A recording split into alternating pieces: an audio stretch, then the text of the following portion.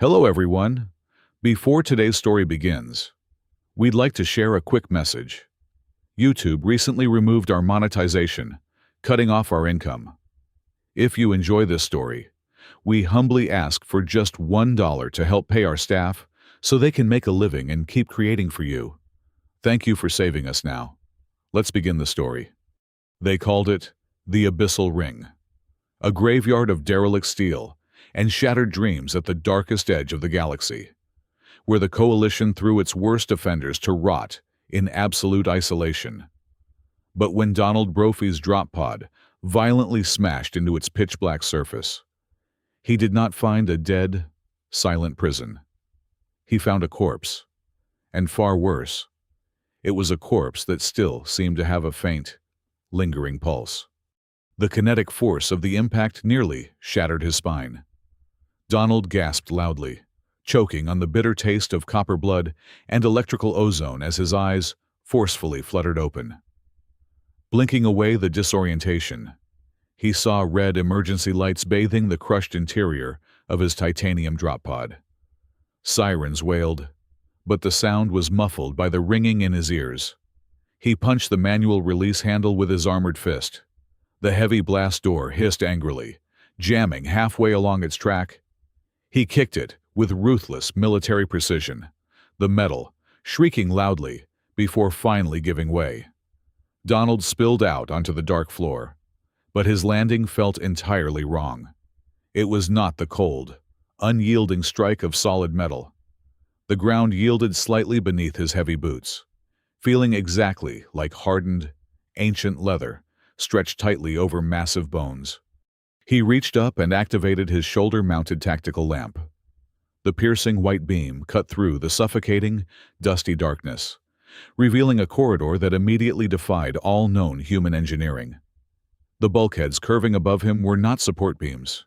They were gigantic ribs. Massive, fossilized arches of pale calcium were violently braided together with rusted titanium plating.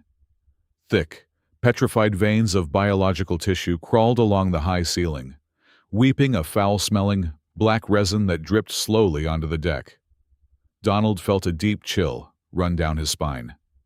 This place was no standard orbital station. It was a biomechanical monstrosity, a colossal, living entity that the ancients had brutally hollowed out, mechanized, and weaponized. And now, the Coalition had turned this dead god into his personal tomb.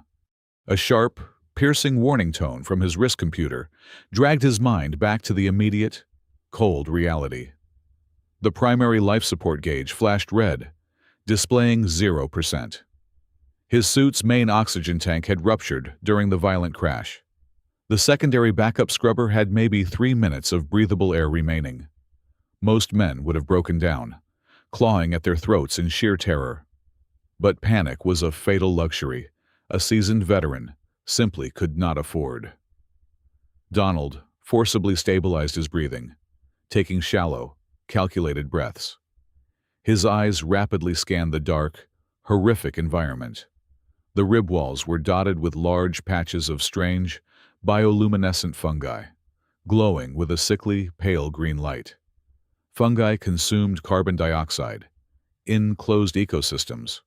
Where there was robust plant life, there was always some form of respiration. Without wasting a single second, he ripped the emergency medical kit from his thigh holster, tearing open a glass vial of synthetic adrenaline and a sealed packet of surgical sterile salts.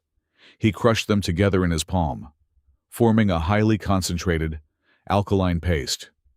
He stepped toward the nearest bone wall and forcefully smeared the chemical concoction directly onto the thickest cluster of glowing, pulsating spores.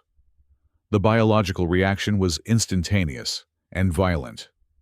The alien fungi hissed loudly, rapidly expanding its surface area and shifting its color to a bright, burning blue. A steady, cold stream of pure, crisp oxygen began to vent forcefully from the newly opened spore caps. Donald ripped the intake tube from his broken tank and snapped it directly over the fungal vent. He inhaled deeply. The suit's pressure gauge slowly climbed upward, eventually stabilizing. He had just bought himself exactly 12 hours of borrowed time. He had barely reattached his helmet seals when a dense shadow, directly above him, suddenly shifted. It dropped from the ceiling in absolute, terrifying silence.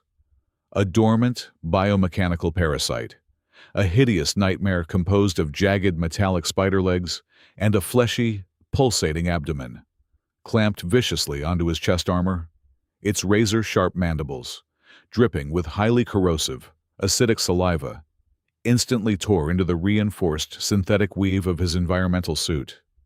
Donald did not scream. He did not waste precious motion trying to blindly pull the heavy beast off his chest. He knew armor, and he knew alien anatomy. He smoothly drew his heavy multi-tool from his tactical belt, extending the titanium awl. With a brutal upward thrust, he drove the spike directly into the creature's central nervous cluster, located precisely behind its cluster of pitch-black sensory eyes. The mechanical beast shrieked, emitting a horrific grating sound of grinding gears and dying organic nerves. Donald ruthlessly twisted the awl, but he was careful not to sever the brainstem completely. Instead, he forced the metal tool deeper into the cortex, intentionally short-circuiting its aggressive combat instincts. The creature's spiked legs immediately went rigid, locking into place. Its swollen abdomen began to flash rapidly, emitting a pulsating electromagnetic frequency that hummed in the air. These parasites naturally fed on high-voltage power sources. By paralyzing its motor functions, but artificially stimulating its deep hunger center, Donald had effectively turned the deadly predator into a living Geiger counter. He gripped the squirming, brightly glowing horror tightly in his left hand. As he pointed its head down the dark corridor, the flashing grew significantly faster. It was smelling a massive, dormant energy source deeper inside the station. Following the agonizing flashes of his captive compass, Donald walked for what felt like miles.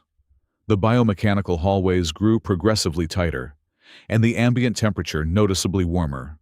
The stagnant air grew thick with the metallic smell of old rust and dried marrow.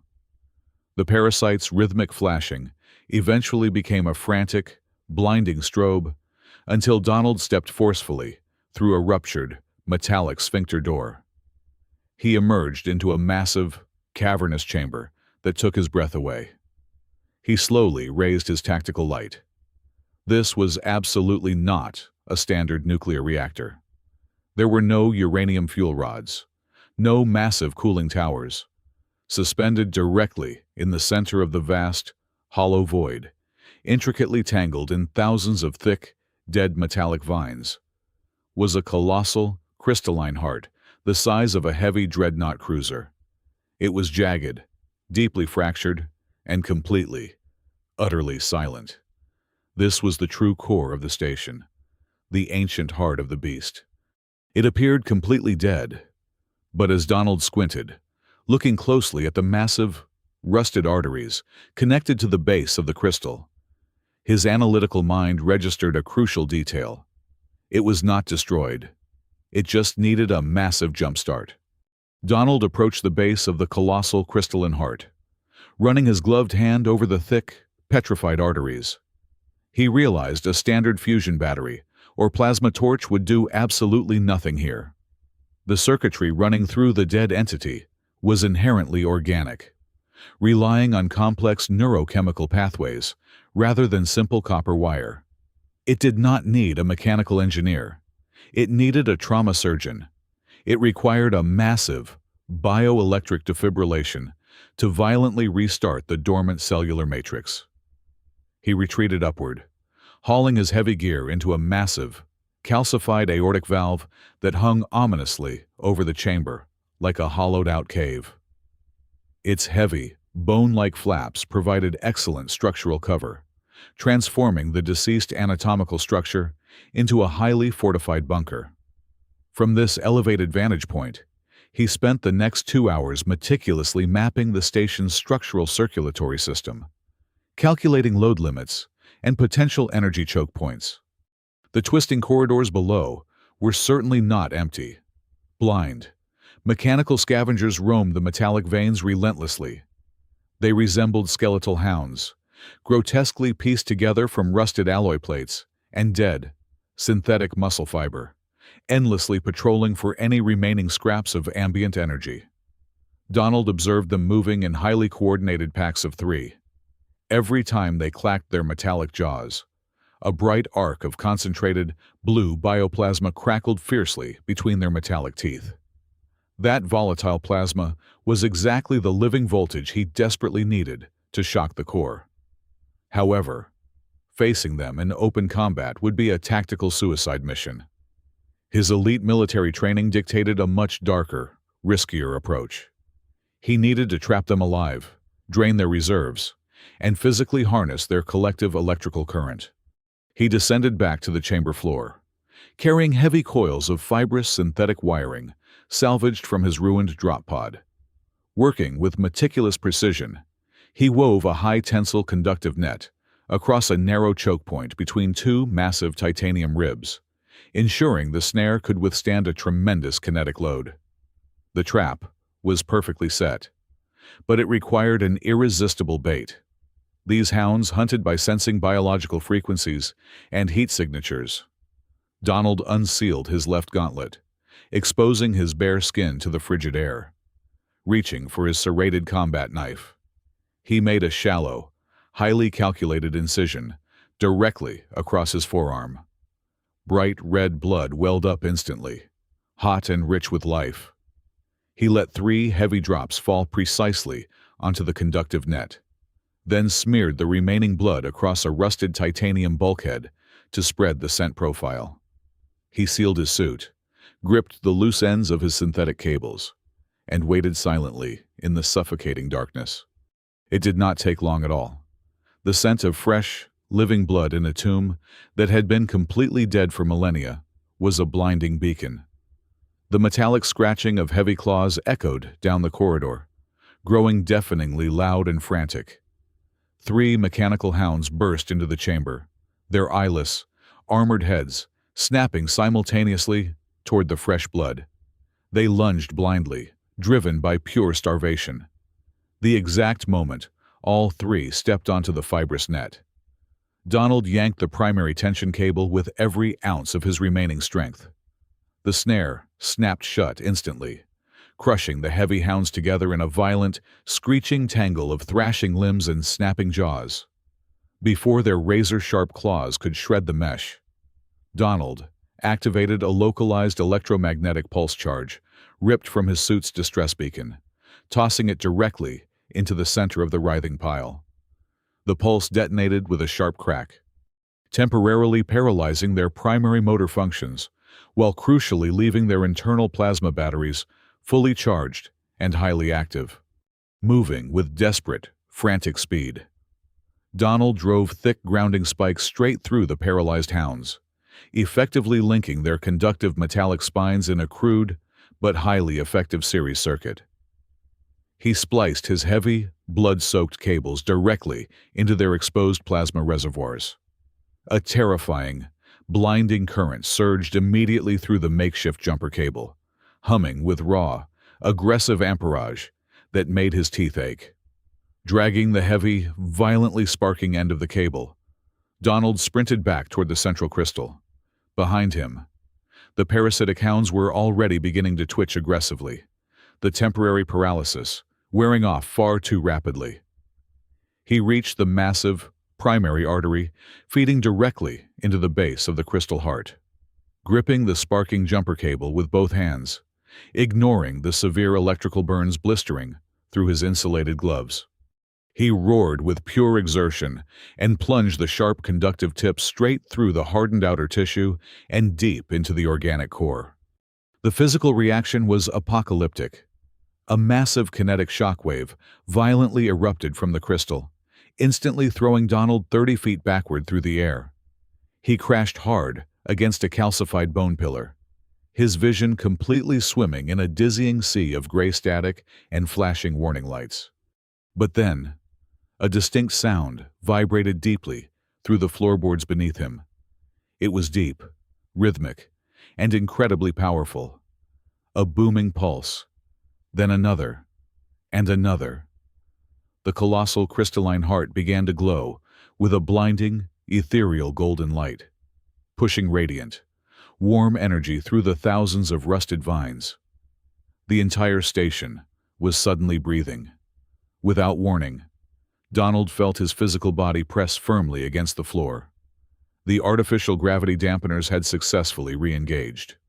The stale, dead air began to circulate forcefully as ancient ventilation sphincters snapped open, drawing in massive quantities of fresh, scrubbed atmosphere from deep within the station's hidden lungs. Before Donald could even attempt to push himself up, an intense, crushing pressure abruptly invaded his skull. It was not a physical pain, but rather a vast, overwhelming presence pushing directly into his cerebral cortex. He gripped his helmet tightly, momentarily expecting the alien parasite infection to have fully taken hold, but instead, a clear, synthetic voice echoed harmoniously within his consciousness, translating raw data into spoken words. Systems initializing. Vital signs detected. Neural synchronization complete. Donald gritted his teeth, forcing his disciplined mind to push back against the overwhelming mental intrusion. Identify yourself. I am Aegis. The voice resonated calmly inside his head, completely devoid of malice but filled with an ancient, terrifying weight. Primary consciousness of the abyssal ring. You stand within the core, carrying the specific biosignature of the creators. Protocol overridden. You are not classified as a prisoner. Designation updated. Welcome, first symbiote. The crystal heart thrummed with a steady, rhythmic cadence, pushing the colossal station's power grid up to exactly 10% of its maximum capacity. It was barely a fraction of its true, terrifying potential, yet it was more than enough to completely shift the balance of power. Through his intimate neural link, Donald directed Aegis to forcefully flush the upper biomes. Massive, ancient exhaust vents grown to life, purging centuries of accumulated, toxic bioluminescent spores out into the freezing vacuum of space. Simultaneously, massive internal filtration bladders worked tirelessly to synthesize an enormous reservoir of fresh, uncontaminated water. Together, the man and the machine cultivated a designated safe zone on the uppermost deck, a sprawling, vibrant ecological haven that Donald aptly named Eden. The air up there tasted exactly like a crisp, cool morning on Earth, completely free of the metallic tang and rotting odors of the lower, forgotten decks. Survival, however, was only the first step. Donald had absolutely no intention of dying alone in the dark as a glorified caretaker. Hauling his heavy diagnostic tools back to the crushed, twisted remains of his drop pod, he systematically dismantled its heavily encrypted military communication array. Working with Aegis guiding his hands through their telepathic connection, he meticulously spliced the salvaged human hardware directly into the station's massive biological broadcast spire. The resulting transmitter did not send standard radio waves. Instead, it projected a highly focused, localized subspace frequency. Donald encoded a very specific distress signal, cleverly burying a classic terrestrial military marching cadence beneath thick layers of cosmic static. It was a rhythmic pulse, a phantom rescue beacon that Coalition patrol scanners would automatically dismiss as natural background radiation. But any exiled human veteran drifting through the sector would instantly recognize it as a rallying cry. He waited patiently for exactly 3 weeks. On the 22nd day, the proximity sensors chimed softly. A heavily modified, battered raider vessel breached the perimeter, its dark hull heavily scarred with carbon blast marks and illegally mounted plasma cannons. They forcefully latched onto the primary docking umbilical with a deafening metallic clang.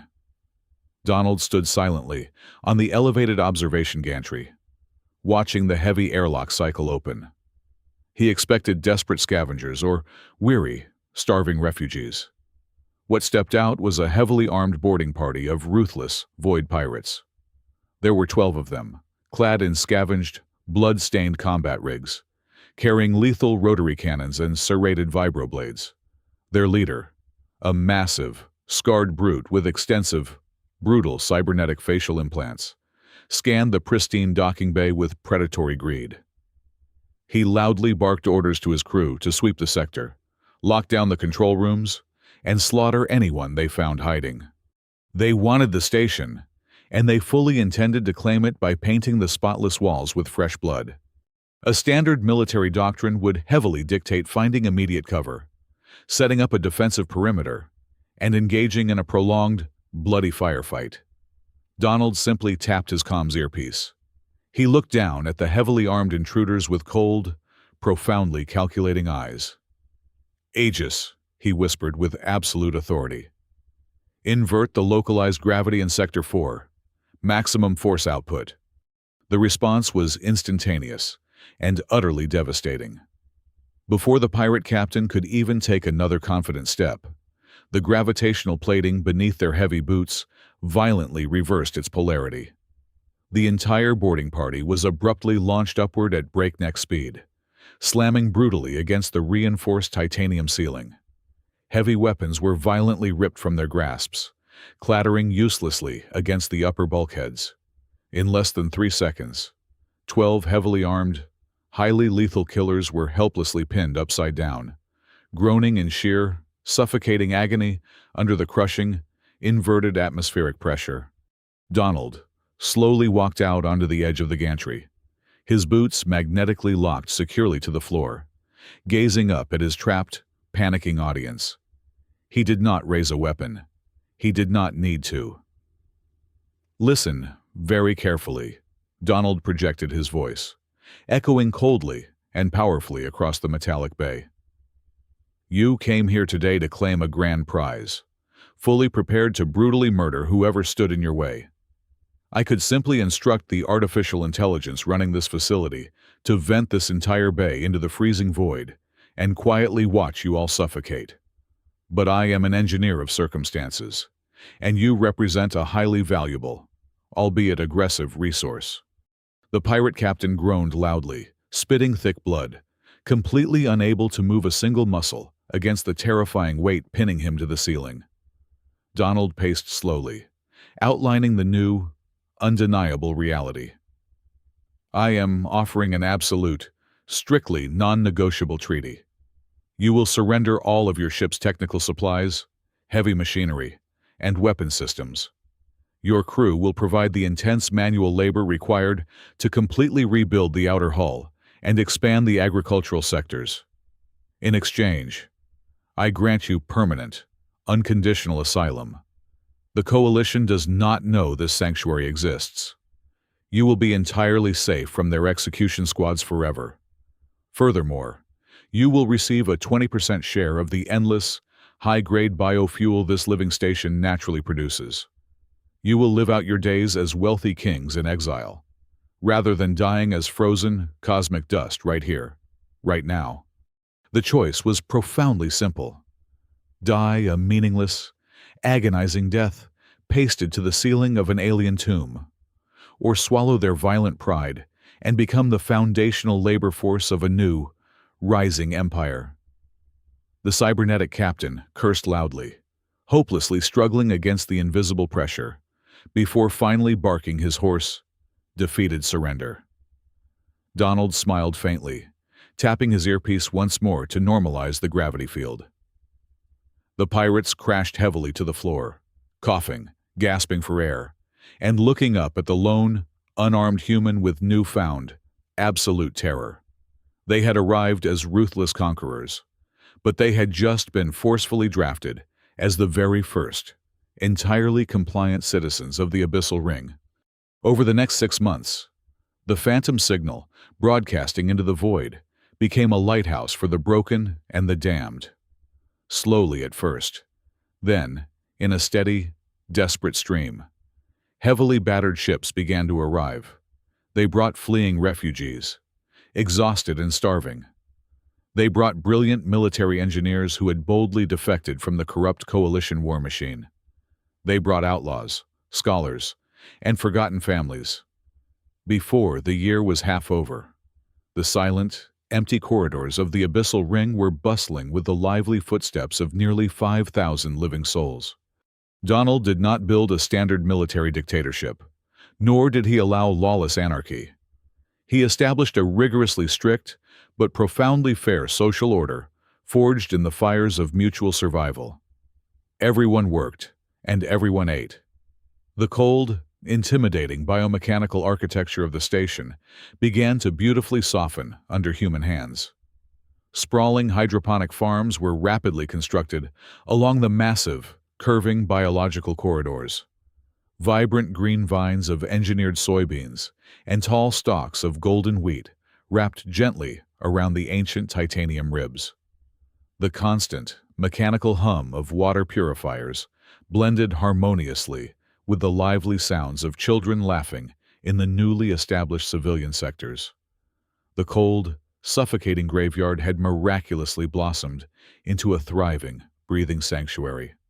Despite his intense reluctance, the people naturally gravitated toward Donald for leadership. He actively refused grand titles and rejected any fancy political offices. He slept in a standard, converted cargo container and spent his long days covered in dark grease, manually repairing filtration valves alongside the pirate crew he had originally subdued.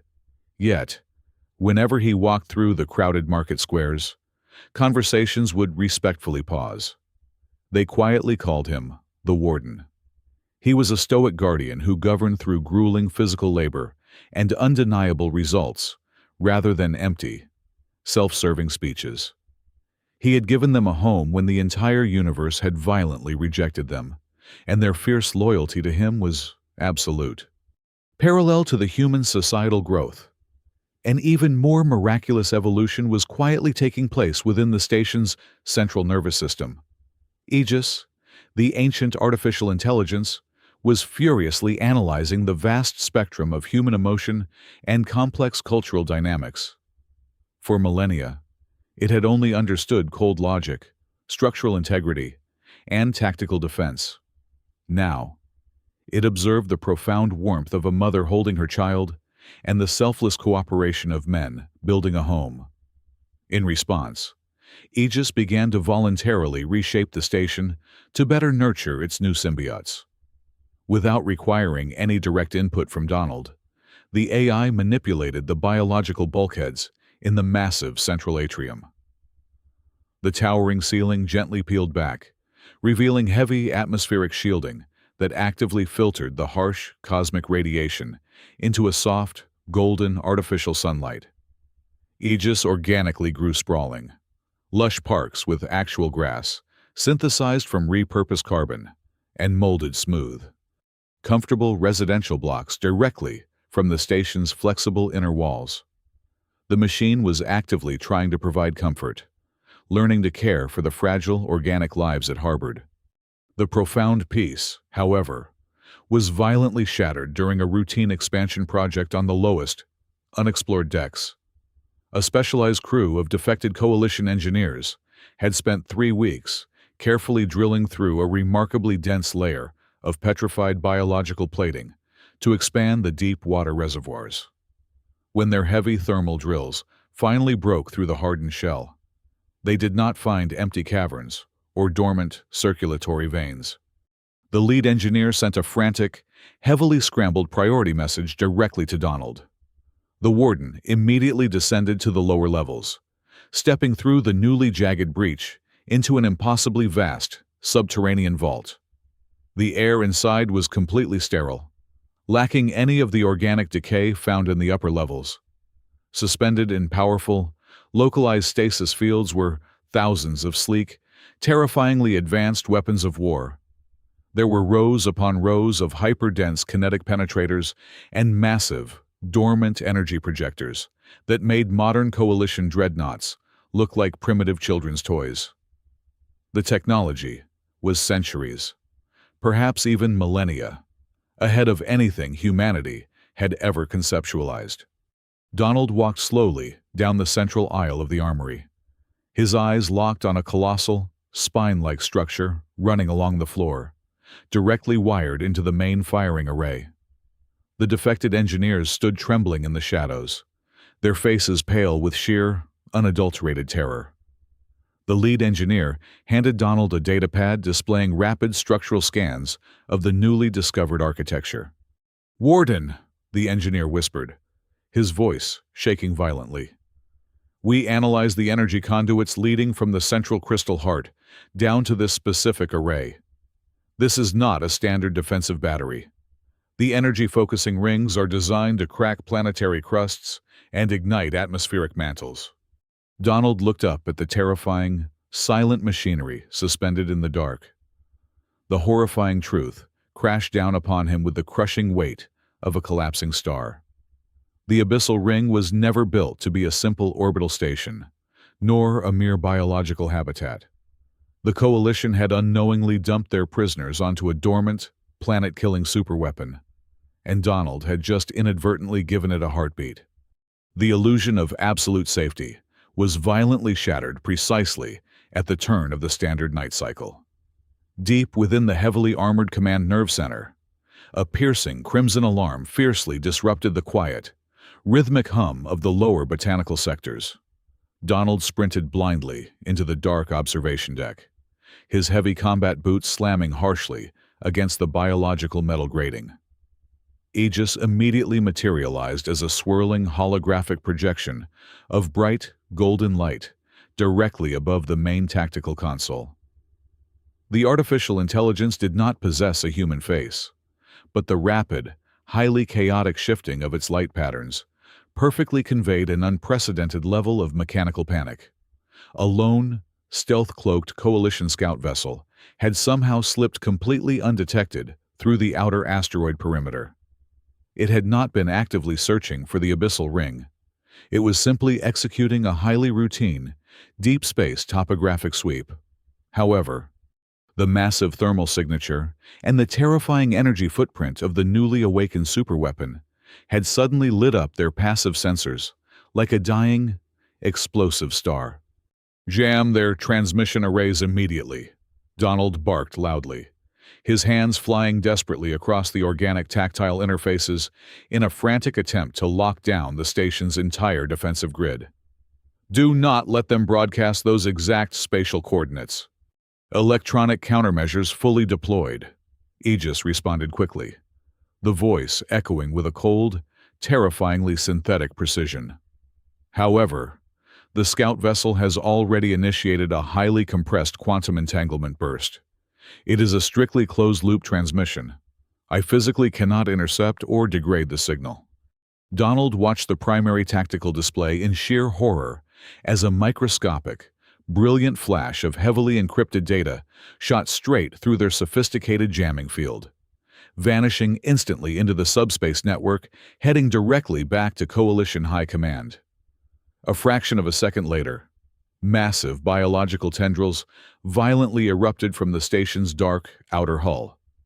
The thick, heavily armored vines whipped fiercely through the freezing vacuum of space, wrapping tightly around the tiny scout ship and mercilessly crushing its primary thrusters into useless, sparking scrap metal. The paralyzed vessel was dragged violently down into a secure containment bay. But the catastrophic damage was already permanently done. The invisible ghost had been clearly seen. Their hidden sanctuary was violently, irrevocably exposed. Uncontrollable panic spread rapidly through the vast agricultural and residential sectors. Donald immediately enacted a full, uncompromising martial lockdown protocol. All 5,000 civilian residents were quickly and forcefully evacuated from the fragile outer residential rings and herded deeply into the heavily fortified, subterranean vaults located near the dormant, ancient weapons arrays.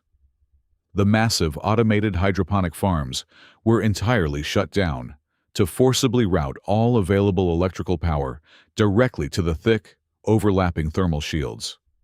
The rough pirate crews, who had once arrived as bitter enemies, now stood shoulder to shoulder with the highly educated defected military engineers, tightly gripping their heavy plasma rifles with sweating, trembling hands. They waited together in agonizing, suffocating silence. They absolutely did not have to wait long. Less than 48 hours after the quantum burst escaped, the dark, empty fabric of space directly outside the main observation window violently tore open. It was not a diplomatic envoy sent to negotiate. It was not a standard, lightly armed inspection force. It was a massive, heavily armored coalition punitive fleet. Over 200 angular, deeply imposing dreadnoughts and heavily shielded heavy cruisers poured relentlessly out of the swirling warp rifts, instantly forming a tight, impenetrable, and highly aggressive blockade completely surrounding the station. Their heavy orbital plasma batteries were already glowing white-hot, physically charging up for a synchronized, completely devastating orbital bombardment. The main communication console violently sparked to life, forcing an unblockable, direct audio-visual feed straight into the primary command nerve center.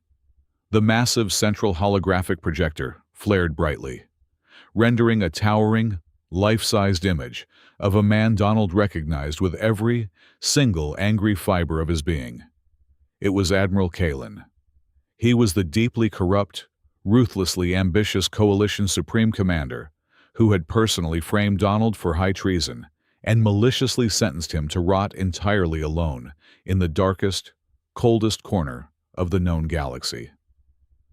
Kalen sat completely relaxed in his plush, leather command chair, casually sipping a dark glass of synthetic wine, looking directly out of the screen with an expression of supreme, deeply condescending amusement. Well, Kalen purred smoothly, his voice dripping with venomous, unchecked arrogance. I must openly admit, Brophy, you have entirely exceeded my wildest, most optimistic expectations. The senior tactical analysts back at High Command absolutely swore you would simply suffocate in the dark within the first 3 days. But I clearly told them they were severely underestimating the sheer, stubborn, unyielding grit of my absolute favorite field operative. Donald stood perfectly still, his face an impenetrable, hardened mask of cold, forged steel. You have illegally crossed into strictly sovereign territory, Kalen. Power down your weapon systems and withdraw your entire fleet immediately, or I will authorize lethal defensive countermeasures. Kalen threw his head back and laughed loudly. The deeply insulting sound echoed harshly across the quiet, tense command deck. Sovereign territory. You are currently standing on highly classified, stolen coalition property, Brophy, and a particularly valuable piece of property at that. The Admiral leaned forward abruptly, his eyes narrowing into cold, predatory, and highly dangerous slits. Did you honestly believe your highly publicized trial and subsequent exile were merely a standard punishment for your so-called insubordination? Did you truly, naively think we just blindly threw you into a random, forgotten scrap heap? Donald felt a cold, incredibly sharp knot twist violently in his lower stomach. He remained completely silent, stubbornly refusing to take the bait, letting the arrogant admiral revel entirely in his own perceived brilliance. We discovered the abyssal ring almost 5 years ago, Kalen revealed proudly, heavily savoring every single spoken word. Our absolute brightest scientific minds spent billions of standard credits desperately trying to forcibly interface with that colossal biological core. They drilled into the crust, they heavily shocked the nervous system, they spliced massive power cables. Absolutely nothing worked. The machine remained completely dead, stubbornly refusing to acknowledge our highly trained engineers. Then, our top behavioral intelligence algorithm suggested a terrifyingly unconventional, highly risky theory. The dormant station required a very specific biological stress trigger to fully awaken. It desperately needed an apex survivor. It required a subject possessing the exact combination of desperate ingenuity, ruthless tactical skill, and unyielding, violent willpower.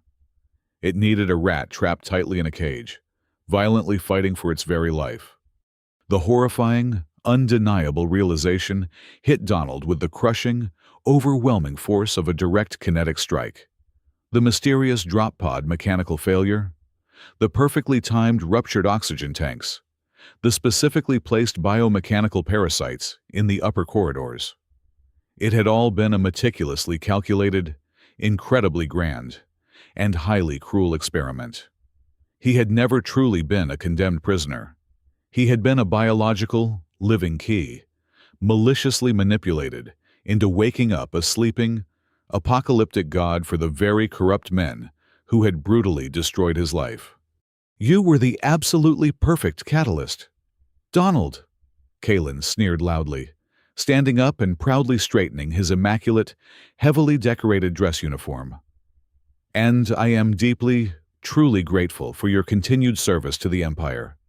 Now, the grand experiment is officially concluded. I am currently transmitting the primary bypass codes to your local console. You will manually sever your intimate neural link with the central artificial intelligence and immediately transfer full, unrestricted administrative control of the biological core directly to my flagship. You have exactly 24 hours to fully comply with this direct order." "And if I stubbornly refuse?" Donald asked clearly, his voice dropping significantly to a terrifyingly quiet, incredibly dangerous register. "If you refuse," Kalen stated flatly, all previous traces of amusement instantly vanishing from his cold, dead eyes, "I will personally order a highly concentrated, sustained plasma barrage from all 200 military vessels. We will completely crack the outer titanium hull, violently ignite your localized atmosphere, and burn all 5,000 of your little pathetic strays to absolute, unrecognizable ash. We will simply dig the biological core out of the smoking rubble after you are all completely dead. The clock is ticking, Warden. Do not foolishly test my absolute resolve." The holographic transmission abruptly cut out, plunging the command center back into heavy, suffocating, and terrifying silence. Outside the heavily armored glass, the massive, overwhelming armada hung menacingly in the void, like a massive flock of starving, metallic vultures, their glowing cannons locked directly onto the beating heart of the fragile sanctuary. Donald was completely, undeniably trapped, backed violently into the ultimate corner, with the precious lives of thousands resting heavily and entirely on his broad shoulders. The 24-hour deadline ticked away relentlessly, but Donald Brophy did not spend a single second of it contemplating surrender. He had survived the darkest abyss the universe could offer, and he absolutely refused to let the tyrant who cast him into the void dictate his final stand. He broadcasted a station-wide address, a rallying cry that resonated deeply within the hearts of the 5,000 souls aboard. Instead of descending into blind panic, the refugees, outlaws, and brilliant defectors united with unprecedented, fierce determination. Working frantically shoulder to shoulder, they hauled the terrifying, ancient weaponry up from the newly discovered subterranean vaults. Massive kinetic arrays and localized shield generators were hastily but securely bolted to the exterior biological hull. The terrified civilians became a hardened militia, transforming their fragile sanctuary into a heavily bristling, defiant fortress. When the exact final second of the ultimatum expired, the void outside violently erupted into a blinding storm of destructive energy. The massive coalition fleet opened fire simultaneously. 200 warships unleashed a devastating, coordinated barrage of heavy plasma torpedoes and railgun slugs. The outer thermal shields of the sanctuary flared violently, screaming under the immense, punishing strain, as apocalyptic explosions painted the dark cosmos in terrifying hues of blazing orange and furious violet. The entire structure groaned heavily, the ancient bulkheads shaking with the tremendous kinetic impacts. Donald did not stay in the command center to watch the tactical displays crumble. As the bombardment violently shook the deck plates beneath his boots, he sprinted desperately back down into the deepest bowels of the structure, hurling himself into the suffocating, silent chamber of the colossal crystalline heart. The core was pulsing frantically, glowing a bright, angry crimson as it tried to compensate for the catastrophic energy drain of the failing shields. Aegis could not hold the defensive grid alone. The ancient intelligence needed a biological anchor, a conscious mind capable of processing the sheer, unfathomable complexity of the entity's deepest defensive protocols. Without a single moment of hesitation, Donald ripped away the protective layers of his environmental suit. He grabbed the thickest, heavily pulsating neural cables hanging from the main crystalline artery. With a feral roar of sheer, unyielding willpower, he slammed the conductive interfaces directly against his bare temples and the base of his spine. The physical agony was absolute and instantaneous. It felt as though his human mind was being violently torn wide open, flooded by a roaring ocean of pure, blinding data, centuries of stored memories, cosmic coordinates, and complex biological algorithms smashed into his fragile human consciousness. He felt his own heart forcefully synchronize with the massive, booming pulse of the crystal. He was no longer just a man standing in a room. He was the bulkheads. He was the shields. He felt the burning plasma strikes tearing against his outer metallic skin, fighting through the blinding, tearing pain. Donald aggressively pushed his consciousness deeper into the suffocating digital abyss, violently searching for the ultimate command cipher. He found it buried securely at the very bottom of the ancient code. It was called the Supreme Directive. With his dying breath, Donald violently unlocked the seal. The reaction defied every known law of modern astrophysics. The sanctuary stopped shaking from the weapon impacts. Instead, a terrifying rhythmic seismic quake originated from deep within its own colossal bones. The massive, rocky asteroid that the station had been anchored to for thousands of years suddenly fractured. Gigantic fissures violently tore across the barren moonlet. And then, with an earth-shattering detonation of pure kinetic force, the rock completely exploded into a billion pieces of harmless dust. The abyssal ring pulled free from its ancient rocky prison. It was never a stationary orbital facility. It was an impossibly massive, biomechanical leviathan.